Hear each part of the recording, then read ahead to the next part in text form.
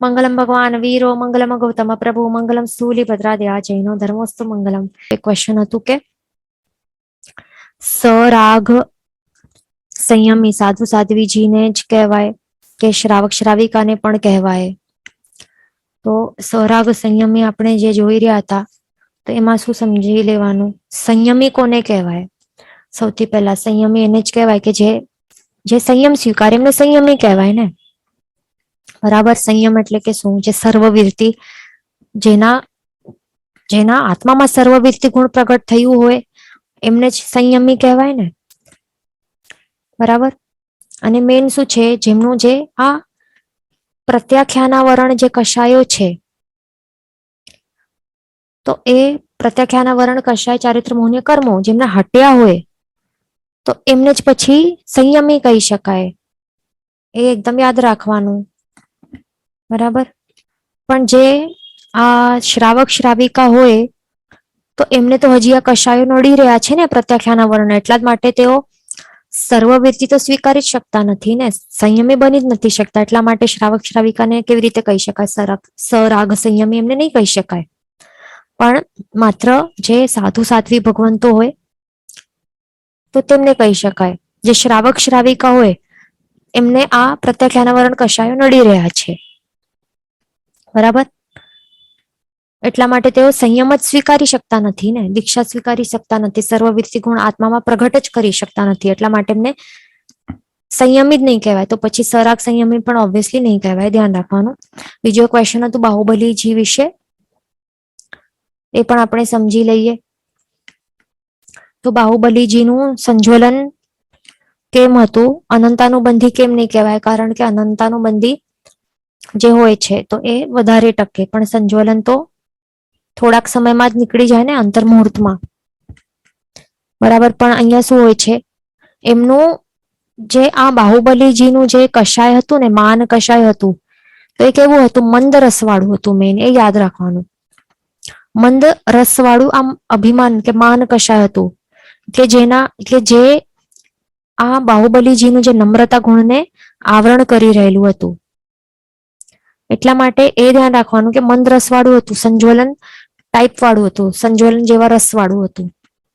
કે થોડુંક એમણે આ જે બ્રાહ્મી સુંદરી જેમના બેન મહારાજ સાહેબ હતા એમના દ્વારા માત્ર એમને આવી રીતે કાવ્ય દ્વારા આવી રીતે એટલે એમના કાનમાં એ સમજાવવા માટે આવી રીતે તેઓ આ કાવ્યની રચના કરીને આવી રીતે ગાઈ રહ્યા હતા, એમને સમજાવવા માટે. માત્ર એમના કાનમાં એ શબ્દો પડ્યા અને તેમને સમજણ આવી ગઈ, અને જે એમનું મંદ રસવાળું જે આ માન કશા હતું એ હટી ગયું એમના આત્મા ઉપરથી. આટલું એવું મંદ રસવાળું હતું. એટલા માટે ધ્યાન રાખવાનું, અનંતાબંધી તો ઓબ્વિયસલી નહીં હતું, કારણ કે તેઓ મિથ્યા દૃષ્ટિ પણ નહીં હતા, એ ધ્યાન રાખવાનું. સમકીતી હતા તેઓ, બરાબર? તો આટલું આપણે થઈ ગયું. હવે આપણે આગળ કન્ટિન્યુ કરશું. આપણે શું જોઈ રહ્યા હતા? અનંતાનુબંધી કશાયો આપણે જોઈ લીધા. હવે નેક્સ્ટ છે અપ્રત્યાખ્યાનીય કશાયોનું આપણે સમજી લઈએ. તો આ અપ્રત્યાખ્યાનીય કશાય કેવા હોય? જે અપ્રત્યાખ્યાના વરણવાળા અપ્રત્યાખ્યાનીય ક્રોધમાન માયા લોભ એ કેવા હોય? એ જીવના આત્મામાં કેટલા સુધી રહે છે? 1 વર્ષ સુધી રહે છે. પણ જો આપણે શું કરીએ, સાંવત્સરિક પ્રતિક્રમણ કરીએ ને, સાંવત્સરિક પ્રતિક્રમણ યરલી આપણે કરીએ ને, શા માટે કરીએ? ક્ષમાપના કરવા માટે કરીએ ને. બધા પાપ કર્મો જે પણ 1 વર્ષમાં કરેલા હોય તો એ બધાથી પાછા હટવા માટે તો કરીએ, પણ મેન શું છે એમાં? જે પણ આપણે ક્રોધ માન માયા લોભ જેના પણ પ્રત્યે હોય, આત્મામાં આવા કશાયો રહેલા હોય તો એમને આપણને ત્યાગવું જરૂરી છે. એના માટે આ મેન છે આ સાંવત્સરિક પ્રતિક્રમણો કે કોઈ પણ પ્રતિક્રમણ, બરાબર? તો આ સાંવત્સરિક પ્રતિક્રમણ અથવા તો બીજો કોઈ પણ આવા કોઈક ગુરુ ભગવંતો દ્વારા કે કોઈ પણ જે ગુણવાન ગુણીજનો હોય એમના દ્વારા કે કોઈ પણ બીજું કોઈ પણ નિમિત્ત હોય, કોઈ પણ સુનિમિત્ત મળે, તો એવા કોઈ સુનિમિત્ત અથવા તો પ્રતિક્રમણ જેવા નિમિત્તથી જો આવું આ નાશ પામે આવા અપ્રત્યાખ્યાનીય 4 કશાયો, તો આવી રીતે તે પછી તો એમને શું કહેવાય છે? અપ્રત્યાખ્યાનીય કશાયો કહેવાય છે. અને આ ધ્યાન રાખવાનું કે એ કેવા હોય છે? અનંતાનુબંધી હોય છે, એમના કરતા મંદ રસવાળા હોય છે, બરાબર? અને બીજું એ પણ ધ્યાન રાખવાનું કે 1 વર્ષ સુધી તેઓ રહેલા હોય છે, પણ એનાથી વધારે જો રહી જાય તો પછી એ અનંતાનુબંધીમાં પરિવર્તિત થઈ જાય છે. બરાબર? 1 વર્ષથી વધારે તેઓ રહી જાય આત્મામાં તો અનંતાનુબંધીમાં એ હજી ગાઢ એના ઉપર આવરણો થઈ જાય રસ એમનું, એટલે 1 વર્ષથી વધારે ટકે એટલે એનું મિનિંગ શું કે રસમાં આપણે વધારતા ગયા, ગાઢ રસવાળા થતા ગયા. અને ગાઢ રસનું એટલે સ્ટ્રોંગ રસવાળા આપણે કોન્સન્ટ્રેટેડ વર્ઝન એનું ફોર્મ કરી લીધું આત્મામાં, ક્રોધ હોય કે માન કે માયા કે લોભ, તો એ અનંતાનુબંધી લેવલના થઈ જાય. કારણ કે આપણે પહેલા જોયું કે બેઝિકલી આ બધા વસ્તુ એક જ છે, ક્રોધમાન માયા લોભ એવા જ છે, માત્ર રસમાં તરતમતાઓ કરીએ આપણે. જો ગાઢ રસ વાળા એટલે રસ ચીકણા રસ વાળો કે ગાઢ રસ કરતા જઈએ, આવરણો કરતા જઈએ, તો એ વધારે સ્ટ્રોંગ બનતા જાય, અનંતાનુબંધી લેવલના થઈ જાય. પણ આપણે જો એ આપણે શું કરીએ કે છોડ ત્યાગ કરતા જે ક્રોધમાન માયા લોભ જે આ કષાયો છે એમના જે એ ઉછળતા હોય છે આવેશો, તો એનું આપણે એને સમાવતા જઈએ, બરાબર શાંત કરતા જઈએ, એટલે રસમાં ઘટાડો કરતા જઈએ, તો શું થાય એ સેમ જે છે એમના રસમાં ઘટાડો કરતા જઈએ તો અનંતાનુબંધી વાળા અપ્રત્યાખ્યાનીય જેવા થઈ જાય. પછી એનામાં પણ રસમાં ઘટાડો કરીએ, હજી મંદ કરીએ તો પ્રત્યાખ્યાનનું પછી સંજ્વલન થઈ જાય.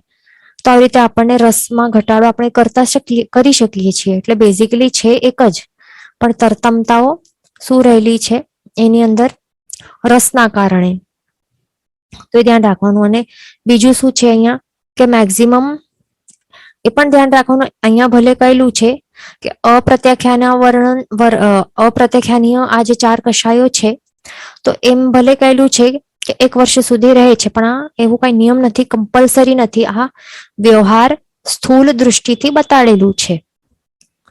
પણ એવું છે કે એનું કેવું છે કે 5th મંથ જો સ્ટાર્ટ થાય ને તો ત્યારે પણ એ નાશ પામી શકે છે.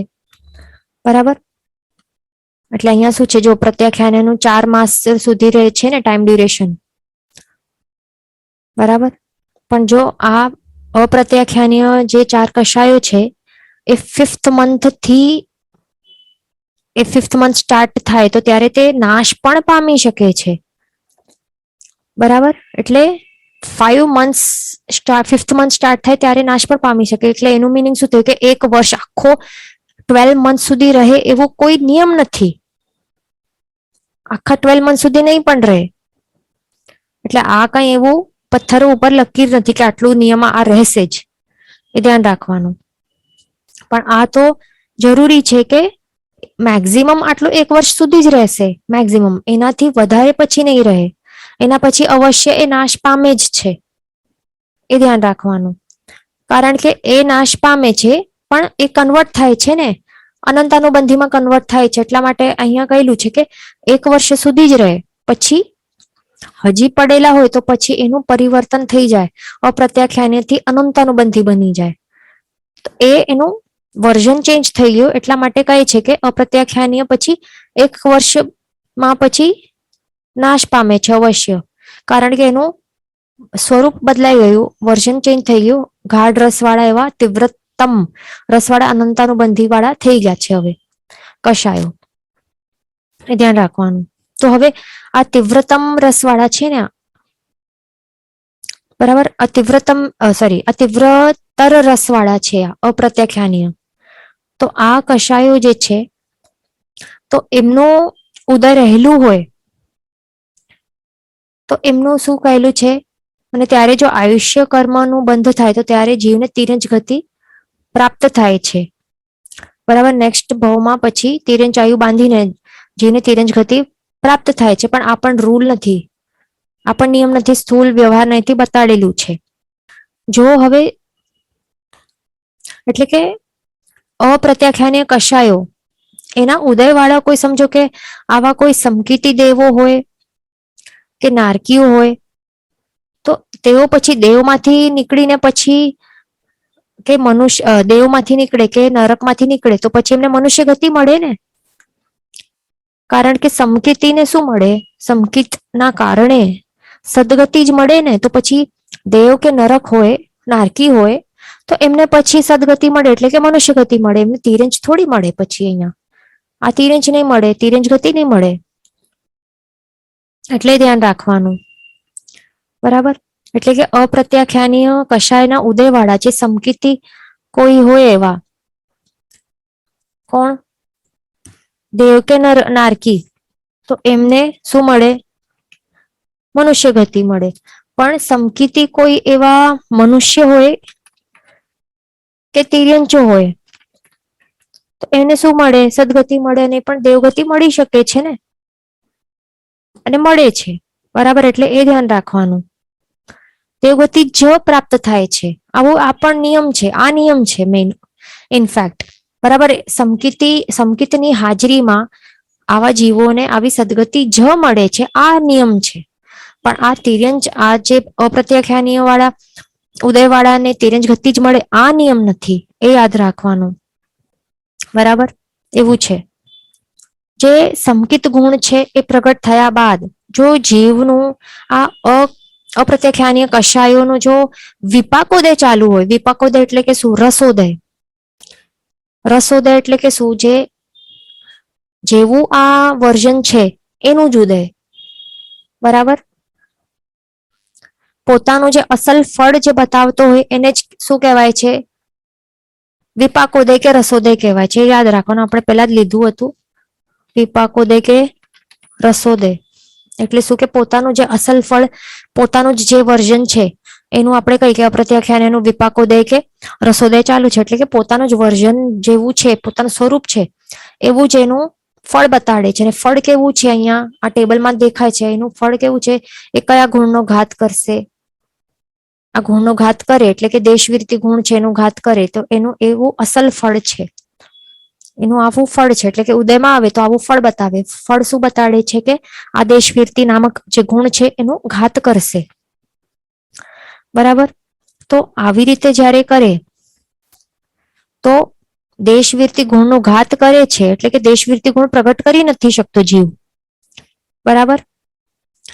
દેશવીરતી ગુણ પ્રગટ નથી કરી શકતો એટલે મીનિંગ શું?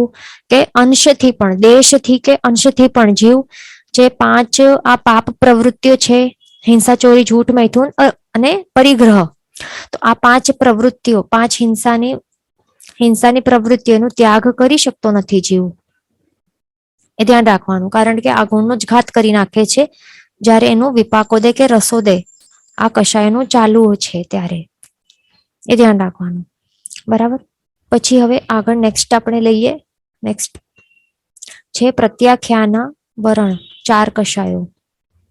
તો હવે એમાં શું છે? પ્રત્યાખ્યાનીય કષાયો ક્રોધમાન માયા લોભ. તો આ કેવા હોય છે? કે જીવના આત્મામાં કેટલા ટાઈમ સુધી રહેલા હોય છે?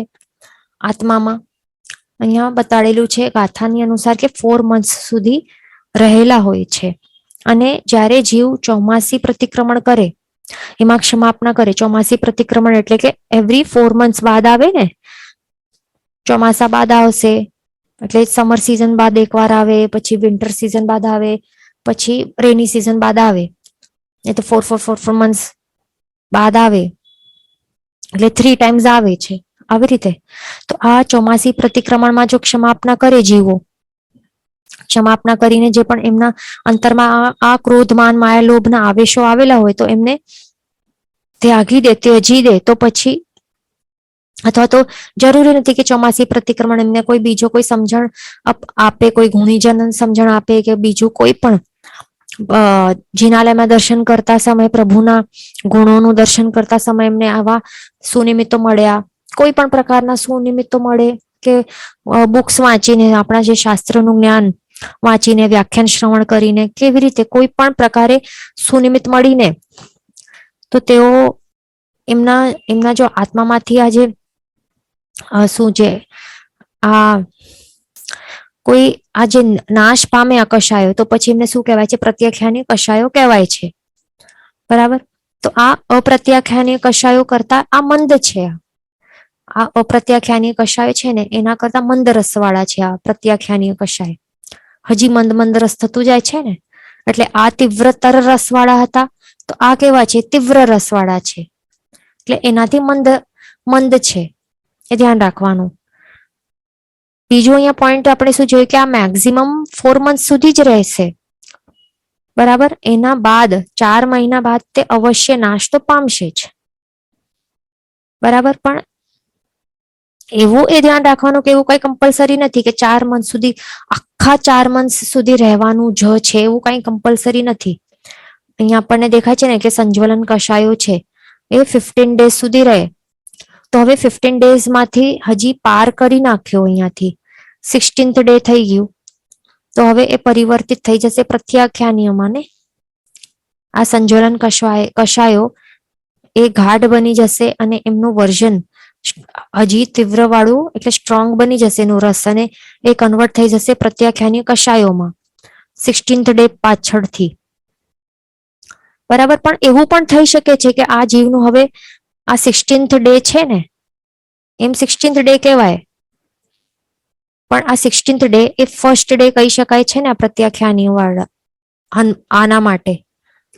તો એમ કહી શકાય કે 16th ડે છે, અથવા તો જે પ્રત્યાખ્યાનીય આવું કષાય નું ઉદય આવ્યું એનો પહેલો જ દિવસ છે, તો ત્યારે એ નાશ પામી શકે છે, બરાબર. એ નાશ પામી શકે છે 16th ડે થી કરીને 4 મંથ સુધીનો આખો આટલો જે ડ્યુરેશન છે એમાં એ નાશ પામી શકે છે, એ ધ્યાન રાખવાનું. એટલે કે અહીંયા રૂલ નથી કે 4 મંથ સુધી, આખો 4 મંથ સુધી રહેશે જ, એવું કોઈ રૂલ નથી, એ ધ્યાન રાખવાનું. અને 4 મંથ થઈ જાય, આ તો મેક્સિમમ બતાડ્યું છે કે 4 મંથ સુધી મેક્સિમમ એ રહે, એનાથી વધારે બિલકુલ રહે ટકી નહીં શકે, એનાથી બાદ તો અવશ્ય એ નાશ પામશે જ, એ ધ્યાન રાખવાનું, બરાબર. તો હવે જો તીવ્ર પ્રત્યાખ્યાનીય કષાયનો ઉદય રહેલું હોય જીવને, બરાબર, તો પછી જીવને શું પછી જો આયુષ્ય કર્મનો બંધ થાય તો એ મનુષ્ય આયુષ્ય બાંધે અને મનુષ્ય ગતિ પ્રાપ્ત થાય છે ને. પણ આ પણ કોઈ આવું નિયમ નથી, આ પણ સ્થૂલ કે વ્યવહાર દ્રષ્ટિથી બતાડેલું છે, જેવી રીતે અહીંયા આપણે જોઈ રહ્યા છે.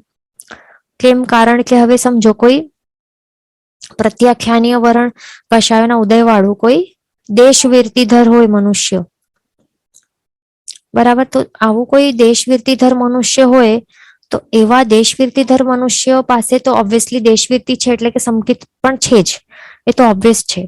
તો દેશવીરતીધર આવો કોઈ મનુષ્ય હોય તો એને પછી દેવગતિની જ પ્રાપ્તિ થાય. દેશવીરતીધર મનુષ્ય હોય એને દેવગતિની જ પ્રાપ્તિ થશે. એટલે અહીંયા ધ્યાન રાખવાનું કે આવું કોઈ નિયમ નથી, બરાબર. અહીંયા શું છે કે સમજો કે કોઈ દેશવીરતીધારી મનુષ્ય છે, તો એમને પછી સર્વવીરતી સ્વીકારવાનું એમને ઘણી જ ઈચ્છા રહેલી હોય, તીવ્ર ઈચ્છા રહેલી હોય, પણ આ પ્રત્યાખ્યાનીય વરણ કશાય શું કરે છે, અહીંયા આપણને શું જોઈએ છે, કયા ગુણનો ઘાત કરે છે, આત્માના સર્વવીરતી ગુણનો ઘાત કરે છે ને. એટલા માટે આ દેશવીરતીધર કોઈ મનુષ્ય હોય એમને ઈચ્છા ભલે ઘણી રહેલી હોય, સાચી સમજણ છે એમના પાસે, ઓબ્વિયસલી સમકીતી તો છે, વળી દેશવીરતી ગુણ પણ પ્રગટ થઈ ગયું છે, 5મા ગુણસ્થાનકે રહેલું છે, પણ છતાં આવા પ્રત્યાખ્યાના વરણ કશાયનું શું ચાલી રહ્યું છે, વિપાકોદય ચાલી રહ્યું છે. શું? વિપાકોદય અથવા તો રસોદય ચાલુ છે. એટલે કે જે પોતાનું અસલ ફળ છે એ બતાડી રહ્યું છે. અસલ ફળ શું છે? એના ઉદયમાં અસલ ફળ છે કે સર્વવીરતી ગુણ છે આત્માનો, એનું ઘાત કરે છે. એટલે કે આવું વિપાકોદય ચાલી રહ્યું છે. તો સર્વવીરતી ગુણનો ઘાત કરે છે, એનું આવરણ કરે છે. એટલા માટે ભલે આ દેશવીરતીધર મનુષ્યને ભલે કેટલી પણ ઈચ્છા થાય, સાચી સમજણ છે, એને દેશથી તો વીરતી લીધી છે અંશથી, હવે એને સર્વવીરતી લેવાની છે, છતાં પણ આ કશાયોના કારણે આ વિપાકોદય થઈ રહેલું છે, એના કારણે એ દીક્ષા સ્વીકારી શકતો નથી. તો આવી રીતે આ કશાયો છે એ સર્વવીરતી ગુણનો ઘાત કરે છે આત્માનું, એ ધ્યાન રાખવાનું, બરાબર. પછી આગળ છે હવે ચોથું છે સંજ્વલન કશાયો. તો જે સંજ્વલન 4 કશાયો છે, ક્રોધ, માન, માયા, લોભ, આ કેવા છે? એ આત્મામાં 15 ડેઝ સુધી મેક્સિમમ રહી શકે છે. અહીંયા મેક્સિમમ બતાડેલું છે, ધ્યાન રાખવાનું. આ રૂલ નથી, આ શું બતાડેલું છે, માત્ર મેક્સિમમ કેટલું રહી શકે, એનાથી વધારે નહીં રહી શકે. એનાથી વધારે રહી જાય તો એનું શું થાય, એ રહી જ નહીં શકે. હવે એનાથી 16th ડે સુધી ચાલી ગયું, 15 ડેઝને પાર કરીને 16th ડેમાં ચાલી ગયું, તો એનું મિનિંગ શું થયું કે હવે સંજ્વલન નથી રહ્યા, પણ હવે એનું જે સ્વરૂપ છે એ પરિવર્તિત થઈ ગયું. શેમાં? પ્રત્યાખ્યાની કષાયોમાં એનું વર્ઝન છે કે રસ છે, રસની તીવ્રતા એ વધી ગઈ. આ મંદ રસ વાળા છે તો એનું રસની તીવ્રતા વધીને હવે એ કેવા થઈ ગયા છે? તીવ્ર રસવાળા. એવા પ્રત્યાખ્યાના વરણ કષાયો થઈ ગયા છે. એટલા માટે અહીંયા બતાડેલું છે, માત્ર મેક્સિમમ વસ્તુ બતાડેલી છે, પણ એવો રૂલ નથી કે કમ્પલસરી આખા 15 ડે સુધી રહેશે જ, એવું કોઈ રૂલ નથી આત્મામાં. એ ધ્યાન રાખવાનું, બરાબર? કોઈ હવે સમજો કે કોઈ પાક્ષિક પ્રતિક્રમણ કરે. પાક્ષિક પ્રતિક્રમણ ક્યારે આવે? અમાવસ્યા પૂનમના દિવસે આવે ને, આફ્ટર એવરી 15 ડેઝ. એકમથી કરીને પછી બીજ ત્રીજ કરીને આવશે 15મો દિવસ પૂનમ. પછી એટલે 15 ડેઝ બાદ પૂનમ આવે. પછી હજી 15 ડેઝ બાદ શું આવે?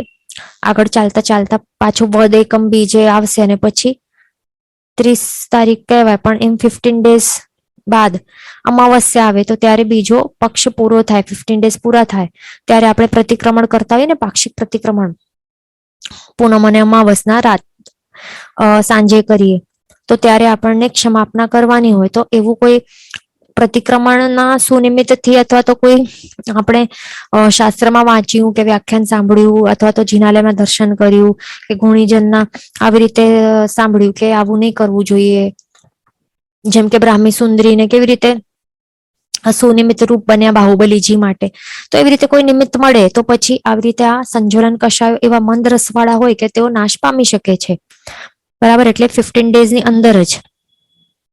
તો આવાને સંજ્વલન કષાયો કહેવાય છે,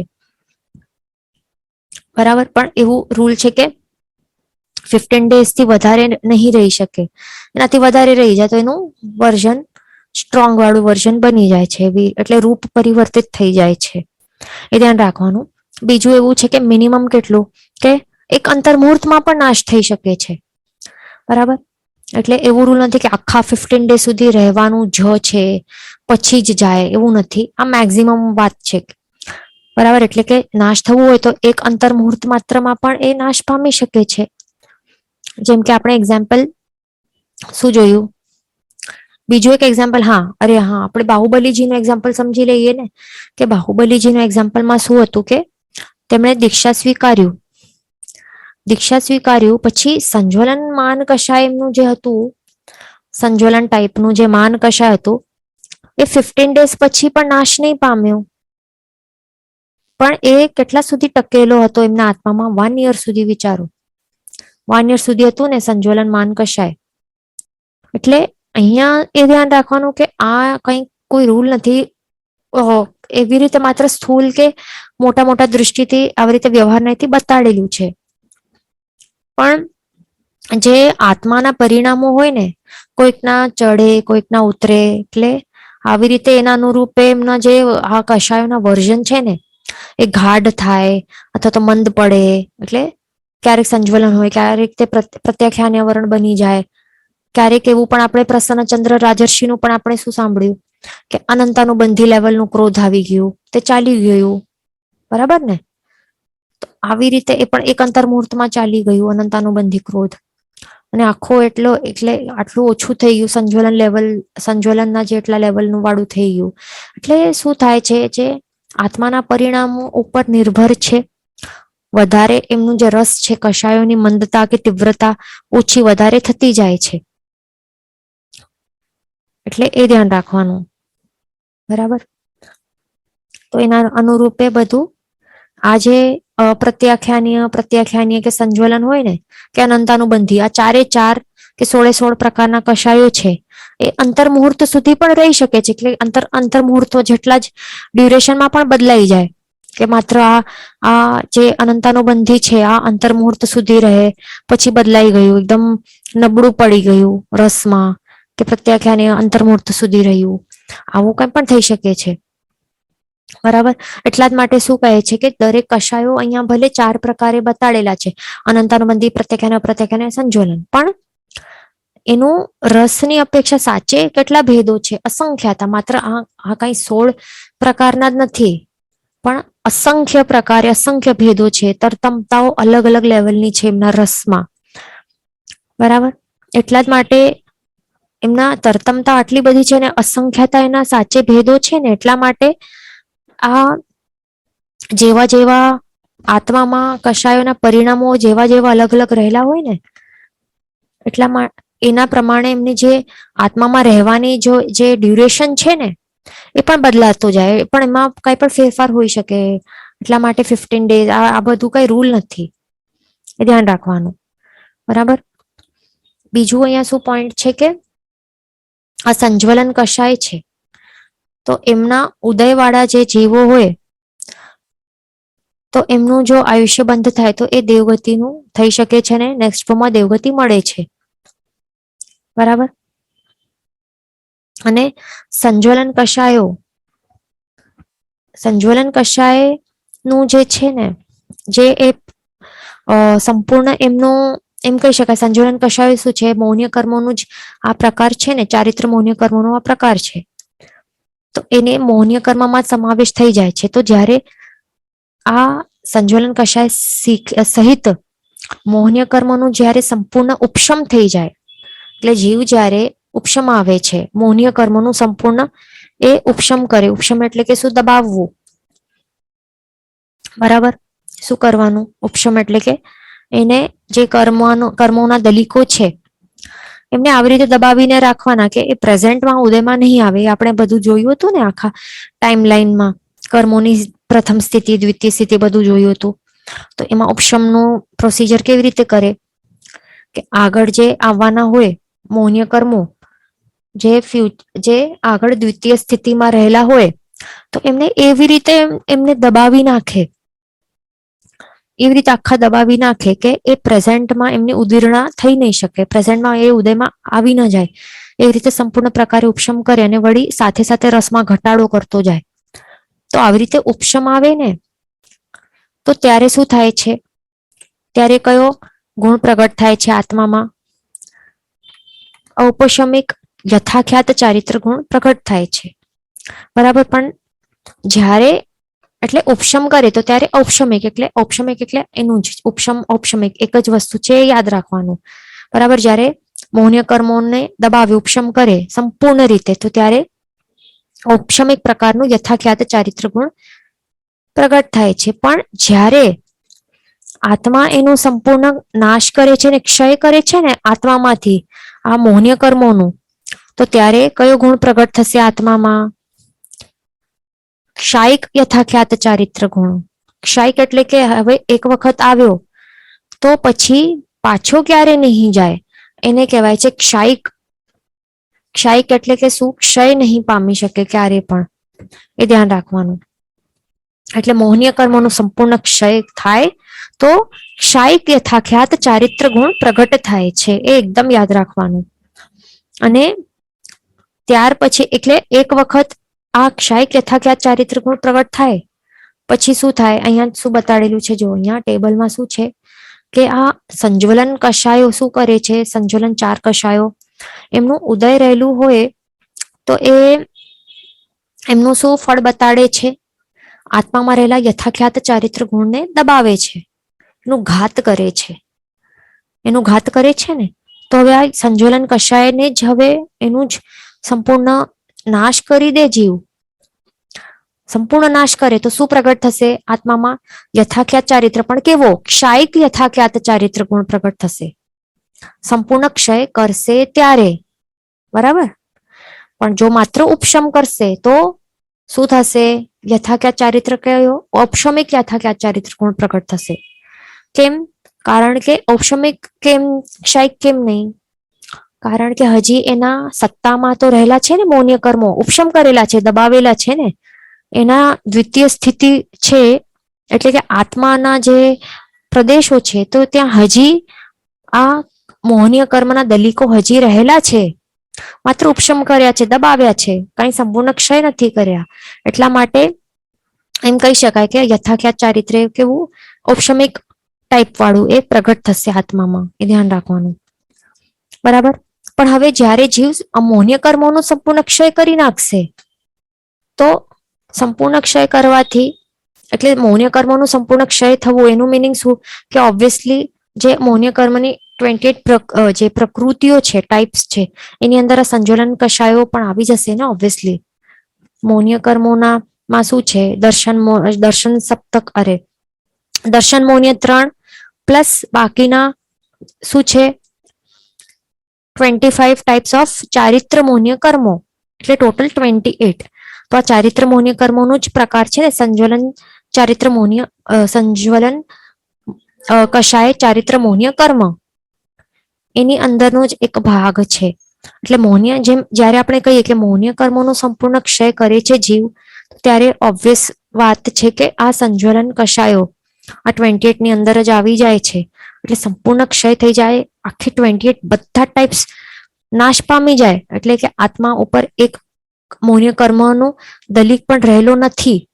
તો ત્યારે યથાખ્યાત એ પણ કેવું ક્ષાયિક યથાખ્યાત ચારિત્ર ગુણ પ્રગટ થશે અને એના પછી શું થશે માત્ર એના પછીના કેટલા એક અંતર મુહૂર્ત કાળમાં જ જીવને પછી જીવ શું કરે છે બાકી બધા જ જે ઘાતી કર્મો છે બધા નાશ કરી લે છે બધા જ બાકીના કેટલા ઘાતી કર્મો છે એક મોહનીય કર્મોનો સંપૂર્ણ નાશ કરી લે પછી ક્ષાયિક યથાખ્યાત ચારિત્ર ગુણ પ્રગટ થાય અને એક અંતર મુહૂર્ત માત્રમાં જે 3 બાકીના ઘાતી કર્મો છે કયા કયા જ્ઞાનાવર્ણ્ય દર્શનાવર્ણ્ય અને અંતરાય આ 3 બાકીના 3 ઘાતી કર્મો છે એનું પણ સંપૂર્ણ નાશ કરી લે છે જીવ અને હવે જીવ શું કહેવાશે કેવલ જ્ઞાની કહેવાશે અથવા તો શું કહેવાશે વિતરાગી કહેવાશે. પહેલા શું હતું સરાગ સંયમી હતું ને રાગ સહિત સંયમી હતું પણ હવે રાગ શું હતું પહેલા સરાગ સંયમી હતું તો હવે જીવ શું બની જશે આ બાકીના પણ એટલે આખો મોહનીય કર્મનો ક્ષય કરી લેશે ક્ષાયિક યથાખ્યાત ચારિત્ર ગુણ પ્રગટ કરશે પછીના અંતર્મુહૂર્તમાં 3 ઘાતી કર્મોનો નાશ કરશે જ્ઞાનાવર્ણ્ય દર્શનાવર્ણ્ય અંતરાય. તો હવે જીવ હવે સરાગ સંયમી નહીં પણ વિતરાગી કહેવાશે વિતરાગી એ ધ્યાન રાખવાનું બરાબર. બિલકુલ પણ હવે રાગ દ્વેષ વગેરે જે પણ કષાયો છે બધાનો સંપૂર્ણ ક્ષય થઈ ગયું છે ને એટલા માટે હવે સરાગ સંયમી નહીં કહેવાશે હવે તો વિતરાગી અથવા તો કેવલ જ્ઞાની કહેવાશે એ ધ્યાન રાખવાનું બરાબર. અને પછી એક વખત કેવલ જ્ઞાન પ્રગટ થયું તો એ જ પછી ભવમાં અવશ્ય એ જીવ મોક્ષની અવસ્થાની પ્રાપ્તિ કરી જ લેશે એટલે ધ્યાન રાખવાનું. બીજું એ પણ ધ્યાન રાખવાનું કે યથાખ્યાત ચારિત્ર ગુણ એટલે જો કેવલ જ્ઞાન પ્રગટ કરવાનું હોય તો એના માટે શું જરૂરી છે એટલે એક વસ્તુ કઈ જરૂરી છે યથાખ્યાત ચારિત્ર ગુણ છે ને એ પ્રગટ કરવું એ બહુ જરૂરી છે. એ ગુણ પ્રગટ થશે બરાબર યથાખ્યાત ચારિત્ર ગુણ એ પ્રગટ થશે ઉત્પન્ન થશે આત્મામાં તો ત્યારે પછી કેવલ જ્ઞાન પ્રગટ થઈ શકે નહીં તો નહીં. એટલે અહીંયા આપણે સમજી લીધું આ 4 કષાયોનું કેવી રીતે શું હોય કેટલા સમય સુધી રહે અને કેટલું સમય પાર કરી લે તો પછી શું થાય હજી એના જે ગાઢ વર્ઝન વાળો એ પછી રૂપાંતર થઈ જાય બરાબર. એટલે સંજ્વલનનું રૂપાંતર થઈ જાય 15 ડેઝ પાર કરી લે ક્ષમાપના નહીં કરે આ કષાયોનું ત્યાગ નહીં કરે 16th ડે માં આવી જાય એન્ટર કરે તો પછી એ રૂપાંતર થઈને પ્રત્યાખ્યાનીય થઈ જાય. પછી 4 માસ સુધી 4 માસ બાદ હજી એનું ત્યાગ નહીં કર્યું તો પછી હજી એનું જે રસ છે એ હજી ગાઢ થઈ જાય અને આ પ્રત્યાખ્યાનીયનું પછી રૂપાંતર થઈને અપ્રત્યાખ્યાનીય બની જાય. હજી 1 વર્ષ સુધીમાં એનું ત્યાગ નહીં કર્યું 4 કષાયનું તો પછી અનંતાનુબંધીમાં પરિવર્તિત થઈ જાય અને પછી સમજી લેવાનું અનંતાનુબંધીમાં આવી ગયું એટલે પછી શું કે મિથ્યાત્વી છીએ આપણે મિથ્યાત્વ દશામાં પછી જીવની પછી શું થાય દુર્ગતિ થઈ શકે છે ધ્યાન રાખવાનું બરાબર. અને અનંતાનુબંધી વાળા કેવા હોય કષાયો કે આ જીવન રહે અથવા તો ભવાંતરે પણ ચાલે સાથે એટલા માટે આપણને બધું કષાયોને બધું શું રાખવાનું કઈ રાખવાનું નહીં અંતરમાં બધા ક્ષમાપના કરીને એકદમ હળવો ફૂલ બનીને રહેવાનું બરાબર. આ બધું ભરીને શું કરવાનું છે? ક્રોધ, કોઈના પ્રત્યે ક્રોધ કે માન કે માયા લોભ આ બધું શું કરશે? ડુબાડશે. જેટલા હલકા હશું એટલું જલ્દી તરી લેશું આપણે. બરાબર, તરી જશું. તો આ જે 4 કષાયો છે એમના રસોદય કે વિપાકોદય રહેલા હોય ને, શું રહેલા હોય? રસોદય કે વિપાકોદય. તો ત્યારે જ તેઓ જે ગુણોનું આવરણ કરે છે તો ત્યારે જ એમનું ઘાત કરે છે. આ યાદ રાખવાનું. એટલે સમજો કે આપણે જો એવું સ્ટેટમેન્ટ આપણે કરીએ કે અનંતાનુબંધી 4 કષાયોનું શું ચાલુ છે? વિપાકોદય કે રસોદય ચાલુ છે. વિપાકોદય કે રસોદય ચાલુ છે. એટલે એનું મિનિંગ શું? કે આ અનંતાનુબંધી જે કષાયો છે એ પોતાનું અસલ ફળ બતાડે છે. અસલ ફળ શું છે? કે એ કયો ગુણનું ઘાત કરશે? સમ્યક્ત્વ ગુણનું ઘાત કરશે. બરાબર. પણ જો હવે સમજો આપણે કહીએ કે અનંતાનુબંધી કષાયોનું વિપાકોદય કે રસોદય ચાલુ નથી, પણ શું ચાલુ છે? પ્રદેશોદય. તો પ્રદેશોદય ચાલુ છે તો એનું મિનિંગ શું છે? પ્રદેશોદય ચાલુ છે અનંતાનુબંધી એટલે કે શું? કે આ અનંતાનુબંધી કષાયો છે એ પોતાના અસલ જે એનું જે આ સ્વરૂપ છે, અસલ સ્વરૂપમાં છે જ નહીં, એનું રૂપાંતર થઈ ગયું છે. એનું વર્ઝન એટલે કે એનું રસમાં ઘટાડો થયો હશે. અપ્રત્યાખ્યાનીય ટાઈપ બન્યો હશે રસમાં ઘટાડો થઈને. અને અપ્રત્યાખ્યાનીય નું ફળ શું છે? કે દેશવૃત્તિ ગુણને ઢાંકે છે. બરાબર, એ ધ્યાન રાખવાનું. એટલે કે આપણે જો કહીએ કે અનંતાનુબંધીનું પ્રદેશોદય ચાલુ છે, એનું મિનિંગ કે એ દેશવૃત્તિ ગુણનો ઘાત કરે છે, પણ સંકિત ગુણનો ઘાત નથી કરતો. એટલે કે આ ક્લિયર થઈ ગયું હશે. બરાબર, આ પોઈન્ટ. એટલે કે જ્યારે આ સમજો કે આ અનંતાનુબંધી કષાયોનું પ્રદેશોદય ચાલુ છે, તો આ સમ્યક્ત્વ ગુણનો ઘાત નથી કરતો, પણ શું કરે છે? માત્ર આ સમ્યક્ત્વ ગુણ છે એની અંદર અતિચાર લગાડે છે. બરાબર, આ ગુણનો ઘાત કરી શકતો નથી. આટલી એની પાસે શક્તિ નથી, કારણ કે એનું વર્ઝન મંદ થઈ રહ્યું છે, રસમાં ઘટાડો થઈ રહ્યું છે. એટલા માટે પ્રદેશોદય કહેવાય છે. તો એના પાસે આટલી તાકાત નથી કે સમ્યક્ત્વને ગુણને રોકી શકે, ઢાંકી શકે. એટલા માટે માત્ર થોડા ઘણા અતિચારો લગાડી શકે છે, પણ રોકી શકતો નથી. એ ધ્યાન રાખવાનું. આવી રીતે અપ્રત્યાખ્યાની અને પ્રત્યાખ્યાની માટે પણ એ સેમ સમજવાનું છે આપણને. પણ હવે સંજ્વલન કષાય છે તો એના માટે શું સમજવાનું છે? કે સંજ્વલન કષાયોનું રસોદય હોય કે પ્રદેશોદય હોય, તો બંને જ શું કરે છે? રસોદય પણ ચાલુ હોય કે પ્રદેશોદય પણ ચાલુ હોય ને, તો ત્યારે બંને આ યથાખ્યાત ચારિત્ર ગુણ છે એનું ઘાત કરી નાખે છે. બરાબર, આવી રીતે આ યથાખ્યાત ચારિત્ર ગુણનો ઘાત કરે છે. પણ ચારિત્રના જે બીજા પ્રકારો છે ને, સામયિક ચારિત્ર, આવા જે અલગ એના ભેદો છે, પ્રકારો છે ચારિત્રના, તો એનું ઘાત નથી કરી શકતા. તો એ ધ્યાન રાખવાનું. પણ માત્ર શું કરે છે? અતિચાર ઉત્પન્ન કરાવે છે. એ ધ્યાન રાખવાનું. ઓકે, તો આટલું આપણે સમજી લીધું. હવે આપણે ગાથા નંબર 19 અને 20 તરફ આગળ ચાલશું. ગાથા નંબર 19 ગ્રહણ કરશો. હવે ગાથા નંબર 19 માં શું છે? જે 4 પ્રકારના ક્રોધ અને 4 પ્રકારના માન છે એના દૃષ્ટાંત સહિત એમના સ્વરૂપ સમજાવવામાં આવ્યા છે 19 માં. તો એ ગાથા આપણે ગ્રહણ કરશું. તો બધાને સાથે કહેવાનું છે: જલ રેણુ પૂઢવી પવ્વય રાઈ સરીસો ચૌવ્વિહો કોહો ત્રિસ લયા કઠ્ઠઠીય સેલથમ ભો વમો માણો. ફરીથી એક વખત. જલરેણુ પૂઢવી પવ્વય રાઈ સરીસો ચૌવ્વિહો કોહો ત્રિસ લયા કઠ્ઠઠીય સેલથમ ભો વમો માણો. એનું શબ્દાર્થ સમજી લઈએ શું છે. જલ એટલે કે પાણીમાં, જલ એટલે પાણીમાં. પછી રેણુ એટલે કે શું છે? કે ધૂળમાં.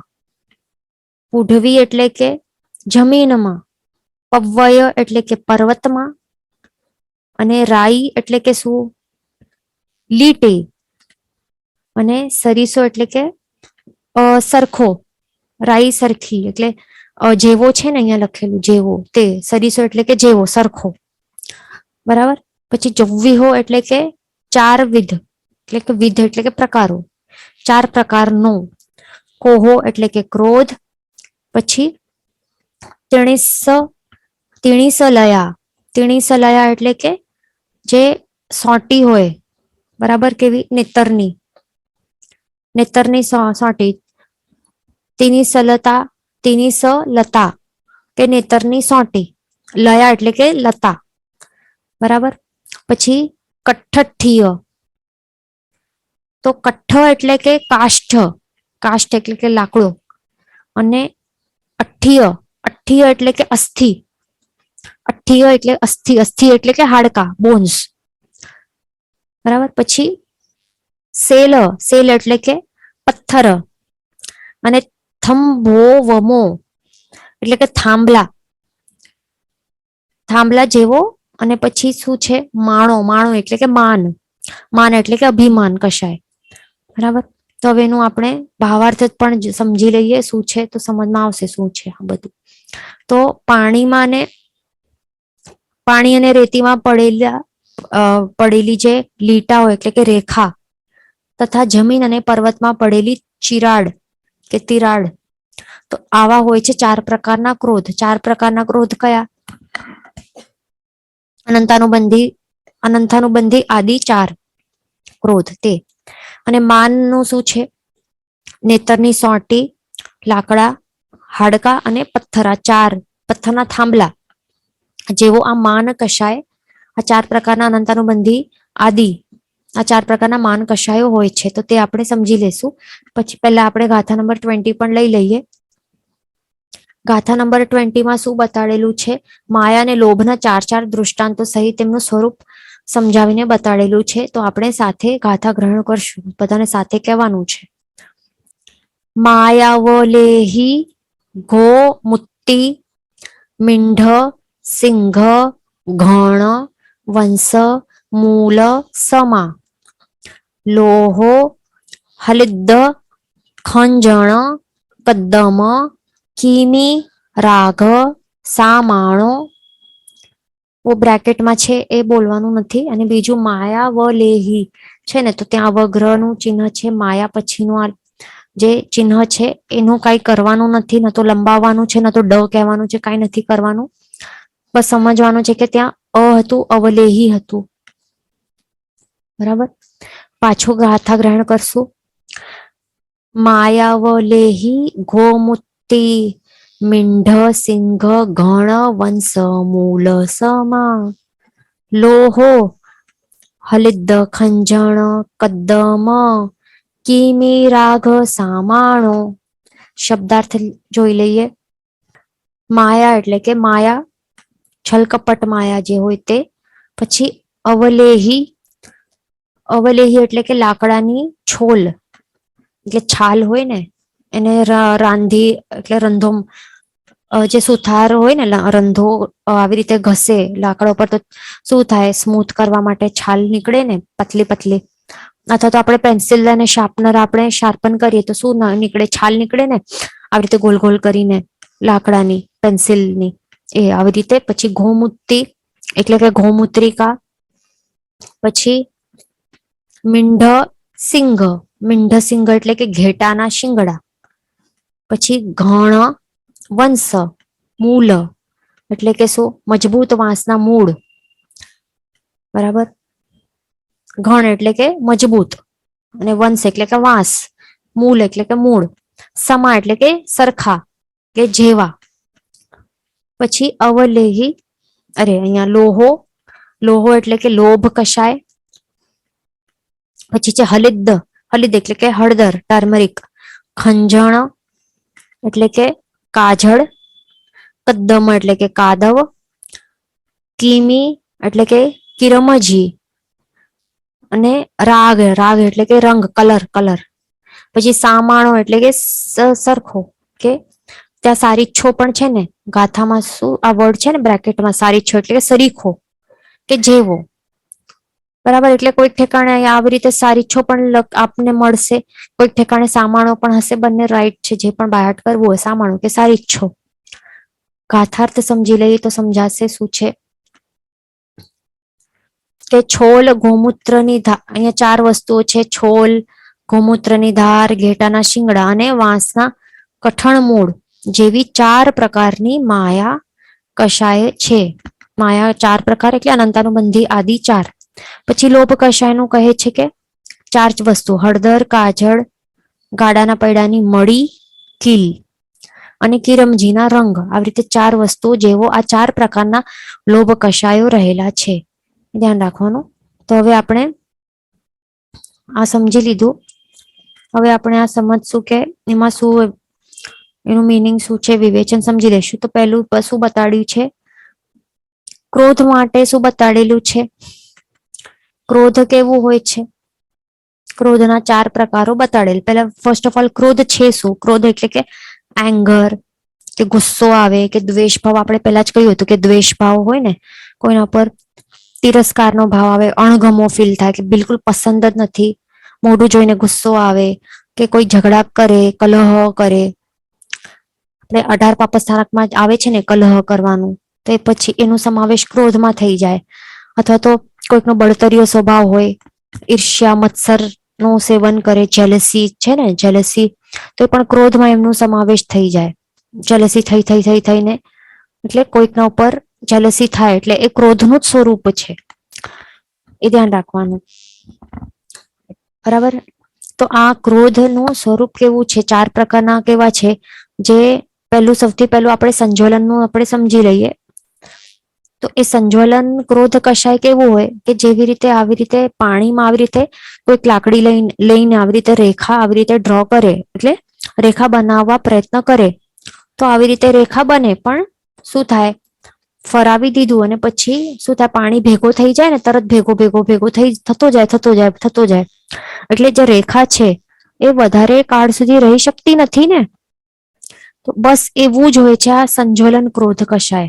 એટલે જે પણ વ્યક્તિ, જે પણ જીવને આ સંજ્વલન, આવા મંદ રસ વાળું હોય ને, સંજ્વલન લેવલ વાળું ક્રોધ કશાય, તો એનું ક્રોધ કેવું હોય? આવું જ હોય. આ જલમાં રેખા બનાવવા જેવું, કે જલ્દીથી શાંત થઈ જાય.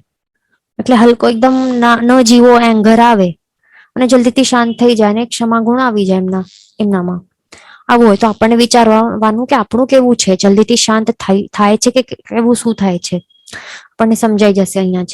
પછી બીજું છે પ્રત્યાખ્યાન વરણ ક્રોધ. એ કેવું હોય છે? કોઈક રેતીમાં આવી રીતે રેખાઓ બનાવે છે વ્યક્તિ, તો હવે એ તરત આવી રીતે ઓટોમેટિકલી કઈ આવી રીતે પછી એ પુરાઈ નહીં જશે ને. પણ સમજો કે જોરદાર હવા ઘણા સમય સુધી ચાલતી જશે જોરદાર હવાઓ, તો પછી આ રેત પછી આવી રીતે પુરાઈ જશે, રેખા છે પુરાઈ જશે અને ભૂસાઈ જશે. તો આવું જ હોય છે આ પ્રત્યાખ્યાન વરણ ક્રોધ કશાય, કે થોડુંક ઉપાય કરવું પડે અને પછી શાંત થાય છે. બરાબર, એટલે ઉપાય કરવું પડે અને પછી શાંત થાય, આવા લેવલનું હોય છે. બરાબર, એટલે કે હજી વધારે આ સંજોલન કરતા વધારે તીવ્રતાની એટલે ગાઢ રસ વાળું હોય છે એના કરતા. પછી ત્રીજો છે અપ્રત્યાખ્યાનીય ક્રોધ કશાય. એ કેવું છે કે કોઈ પૃથ્વીમાં આવી રીતે એ રેખાઓ પાડે છે. જો કે અહીંયા બળદ લઈને આવી રીતે ખેડૂત આવી રીતે પ્લોઈંગ કરે છે ફિલ્ડ, તો શું તે ઓટોમેટિકલી પુરાઈ જશે? નહીં ને. એને તો પછી ઘણા સમય બાદ પછી કંઈક બધું કરવું પડશે, પછી જઈને પુરાશે ને. શું કરવું પડશે? જ્યારે આ વરસાદ વગેરે પડશે તો ત્યારે પછી આ માટીઓ ધસીને આવશે, પછી એક લેવલનું માંડમન થશે. એટલે ઘણા સમય બાદ, ઘણા પ્રયત્નો બાદ થઈ શકશે. બરાબર. અથવા તો બીજું એવી રીતે પણ કહી શકાય કે કોઈ કઈક તળાવ છે, પાણીનું તળાવ છે, પણ એ સુકાઈ ગયો. તો સુકાયેલો તળાવ હોય તો એમાં કેવી રીતે માટી ફાટી જાય ને, તિરાડો રહેલી હોય ને, સુકાઈ જાય માટી તો કેવી રીતે તિરાડો હોય. તો એ તિરાડો કેવી રીતે ક્યારે મટે? જ્યારે પછી વરસાદ પડે કે એટલે હવાથી એ પુરાઈ નહીં શકે ને આવી રીતે. જે આવી રીતે ફિલ્ડ્સ પ્લો કરેલા છે તો આ હવાથી કઈ નહીં પુરાય, ન તો એ જે સુકાવેલો જળાશય છે એમાં જે તિરાડો ફાટેલી માટી છે તો એ કઈ માત્ર હવા ફૂંકવાથી એ પુરાઈ જશે નહીં, પણ વરસાદ વગેરે ઘણા સમય સુધી પડશે પછી એ તિરાડો મટી શકે છે. તો આવું જ બસ આવું જ હોય છે આ ક્રોધ કષાય. અપ્રત્યાખ્યાના વરણ ક્રોધ કષાયત લેવલનું હોય છે કે ઘણી મુશ્કેલીથી આ ક્રોધ શાંત થઈ શકે છે, ઘણું પ્રયત્ન કરવું પડે છે, ઘણા વખત પછી શાંત થઈ શકે છે, આ લેવલનું હોય છે. પછી ચોથા સૌથી તીવ્રતમ રસવાળું હોય છે અનંતાનુબંધી ક્રોધ. એ કેવું હોય છે કે એ પર્વતની એને ઉપમા આપેલી છે કે પરતમાં કોઈ તિરાડ પડેલી હોય, રેખા આવી પડેલી હોય, તો એમાં પછી આપ કોઈ પણ ઉપાય કરશો તો પૂરશે ને. આવું જ હોય છે આ અનંતાનુબંધી લેવલનું આ તીવ્રતમ રસવાળું ભયંકર ક્રોધનો આવેશ કે એ જીવનભર આજીવન સુધી ટકી શકે છે. અને કમઠ જેવું કોઈ આવું જીવ હોય તો એને ભવ સુધી પછી દ્વેષ ભાવ, ક્રોધ ભાવ, જેવી રીતે પાર્શ્વનાથ ભગવાનના જીવ ઉપર કેવી રીતે રહેલું હતું એવી રીતે રહેલું હોય. બરાબર, કોઈ પણ ઉપાયથી એ શાંત થઈ શકતું નથી. વિચારો, ભવાંતરમાં પણ એ સાથે સાથે લઈને જાય છે. તો આપણને શું કમઠ બનવાનું છે કે શું કરવાનું છે કે પ્રસન્ન ચંદ્ર રાજર્ષિ જેવું સંજોલન ક્રોધ હતું. ખ્યાલ છે ને, સંજોલન ક્રોધ એમનું એટલે એમને અનંતાનુબંધી ક્રોધ ચડ્યું હતું, પણ અંતર્મુહૂર્તમાં એમણે શાંત કરી દીધું, ભાવોમાં પરિવર્તન કર્યું અને સંજોલન લેવલમાં એમણે એટલે પરિવર્તિત થઈ ગયું. પછી એનું પણ ક્ષય કરી નાખ્યું, કેવલ જ્ઞાન પ્રગટાવી નાખ્યું. બરાબર, એ ધ્યાન રાખવાનું. એટલે કોઈ પણ આવા આવેશો આવે તો શું કરવાનું, પોતાને પછી સુનિમિત્તો પોતાના માટે પોતે બની જવાનું. એટલે કે શું કરવાનું, યાદ કરવાનું કે આપણે આપણા આત્માનું આવું સ્વભાવ નથી, આપણે તો ક્ષમાવાન આપણો સ્વભાવ છે આત્માનો, તો વિભાવમાં શા માટે જાઉં છું, એ ધ્યાન રાખવાનું.